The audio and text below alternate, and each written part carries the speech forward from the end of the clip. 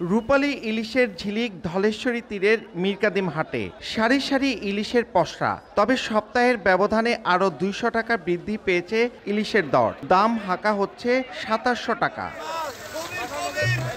পৌষের কনকনে শীত আর কুয়াশা উপেক্ষা করে ছুটির দিনে ইলিশ ঘিরে উপচে পড়া ভিড়। তবে এমন আগুন দরে ক্ষুব্ধ ইলিশের স্বাদ নিতে আসা ক্রেতারা। ইলিশের পাশাপাশি বাজারে আইড়, বোয়াল, পাঙ্গাস, রুই, কাতল, চিংড়ি, কই, শিং সহ স্থানীয় খাল বিলের মাছেরও জমজমাট বেচাকেনা। তবে শিং মাছে কাপড়ের রং এবং চিংড়িতে নিষিদ্ধ জেলি মিশিয়ে বিক্রির অভিযোগ উঠেছে।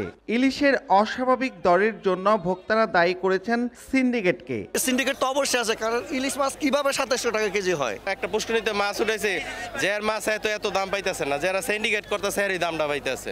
এই মাছটা 2700, 1 কেজি 200 গ্রাম, 1 কেজি 200 গ্রাম।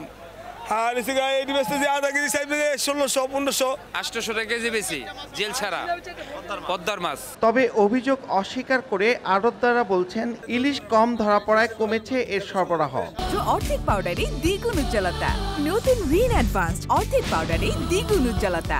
নদীতে আবার যদি ইলিশ মাছ আমদানি হয় তাহলে ঘাটে আমদানি হবে মাছ, এছাড়া আর ইলিশ মাছের কোনো লক্ষণ আমরা ভালো দেখতেছি না। শতাব্দী প্রাচীন খোলা আকাশের হাটটিতে প্রায় 4000 মানুষের কর্মসংস্থান। এই হাটে মাছ আসে অন্তত 15 জেলা থেকে, আর 2 থেকে 3 ঘন্টায় বিক্রি হয় প্রায় কোটি টাকার মাছ। মুন্সিগঞ্জের মীরকাদিম থেকে নাসির উদ্দিন উজ্জ্বল, সময় সংবাদ।